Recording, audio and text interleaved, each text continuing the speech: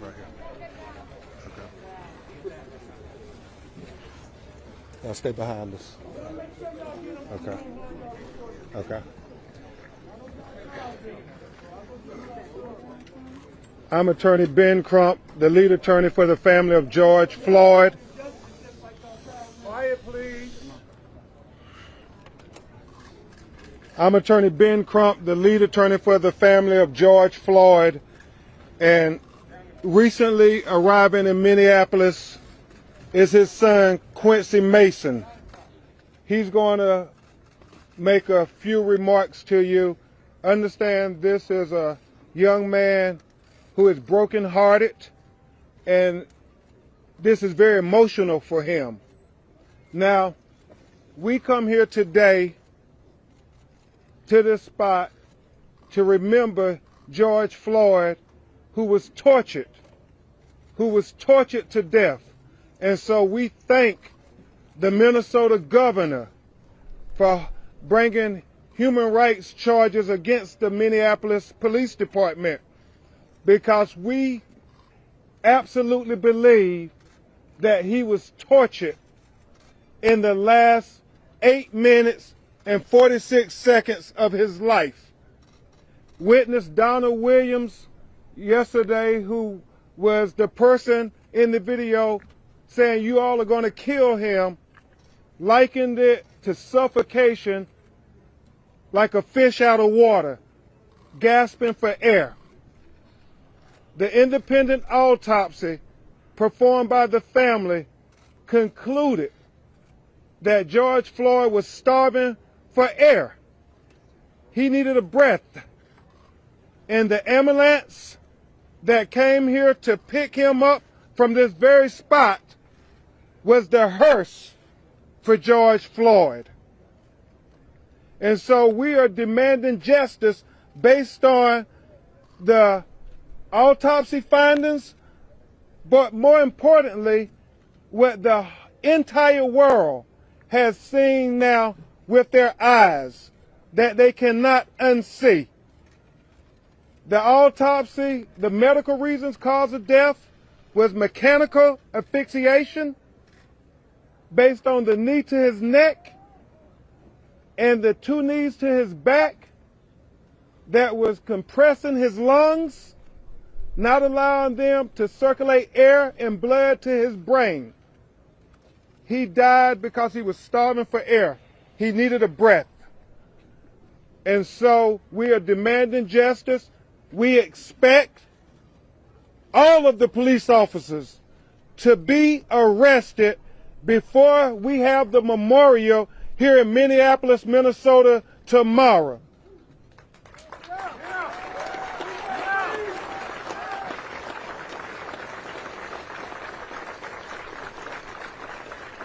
Because we cannot have 2 justice systems in America, one for Black America and one for white America.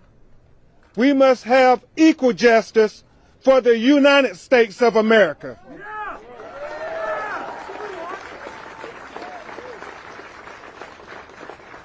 And change is going to come in the tragic killing of George Floyd.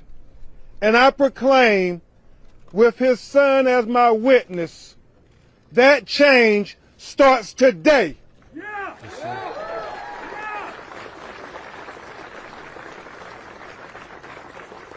We are confident that Attorney General Keith Ellison is working feverishly to do the right thing. And what is the right thing? To make sure that George Floyd family is afforded justice by holding these officers accountable to the full extent of the law. Each and every one of those 4 officers.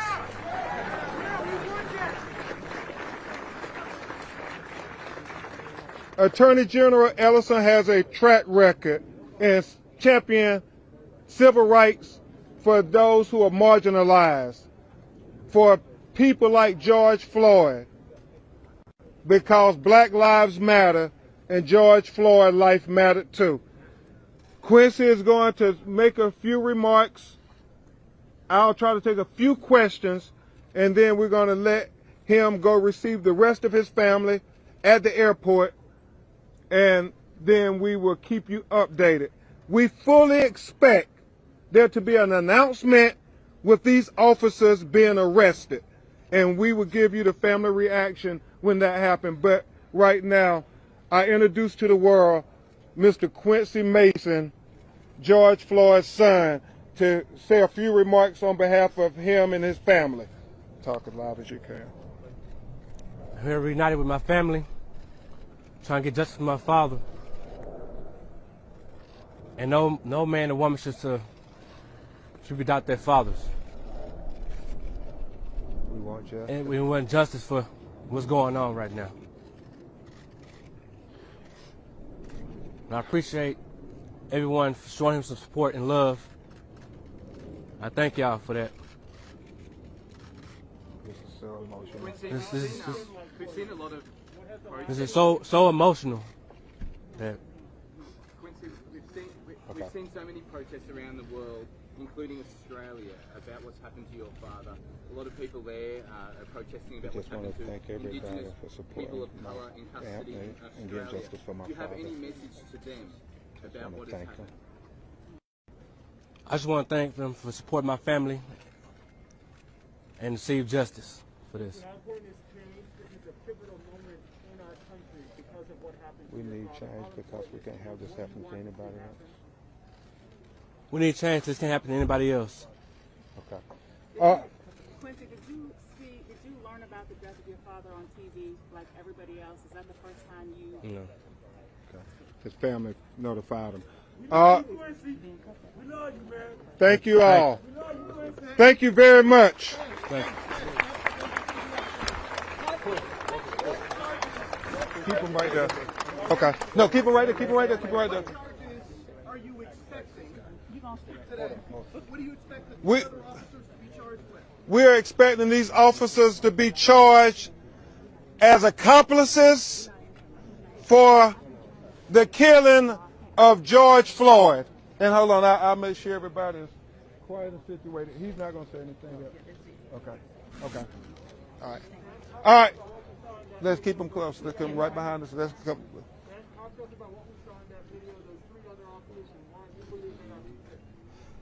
Obviously, as the police chief said, these officers are complicit by their silence, but we now know, based on the audio from their body cam video, that they also are accomplices because their failure to act when they knew that they did not have a post.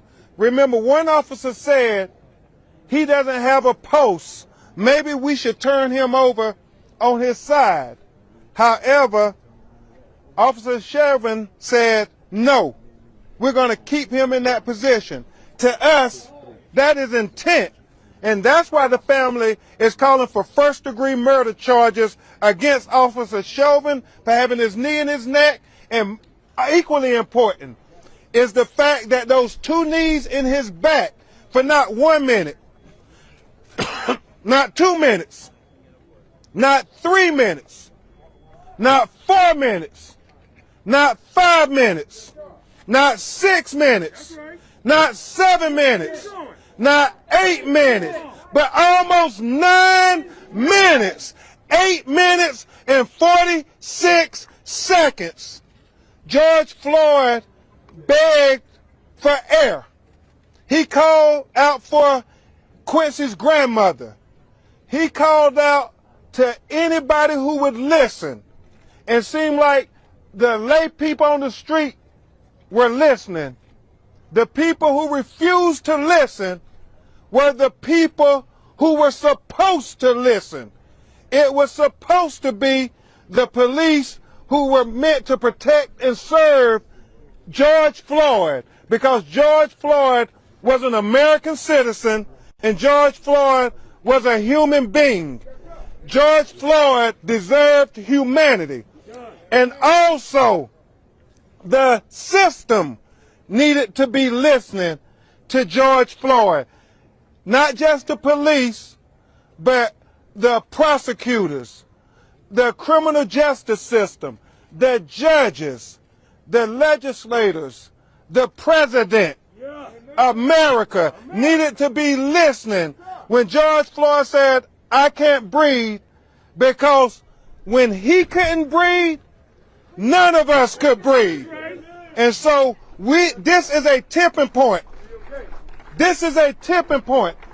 This moment is a tipping point to change America and see if America truly believes in the words of Thomas Jefferson, that we hold these truths to be self-evident, that all men are created equally, that they're endowed by their Creator with certain inalienable rights, that amongst them are life, liberty, and pursuit of happiness. Where America, that means black people too. That's right.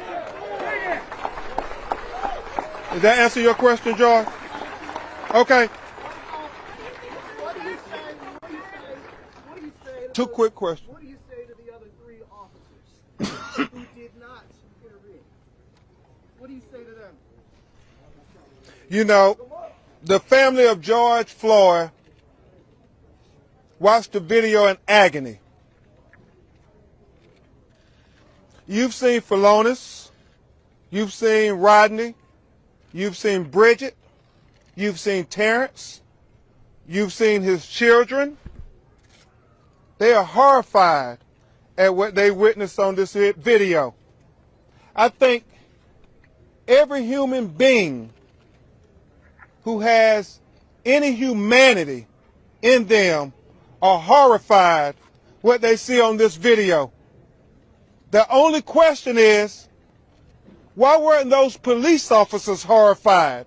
And so the family's statement to those police officers are they are just as guilty for the death of George Floyd as Officer Chauvin. They all participated. And when people tried to help, the officer took out mace. When Donald Williams and the EMT, the lay witness who were there, they threatened them that we won't let you give humanity. Even though we're not going to give humanity, we won't let you give George Floyd any humanity. And so the message is clear. Do your job to the people who are responsible for doing justice, because all the world is watching. All the world is watching. All the world is watching. All the world is watching. All the world is watching. All the world is watching. All the world is watching.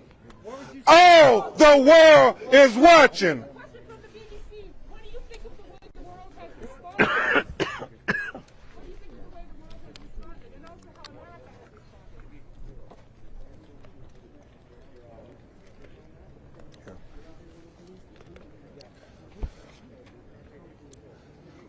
The response of the world has been heartening to this family. Their entire family have been very heartening. They receive it as a blessing that George Floyd's life mattered to more than just them. It is very important to note who George was.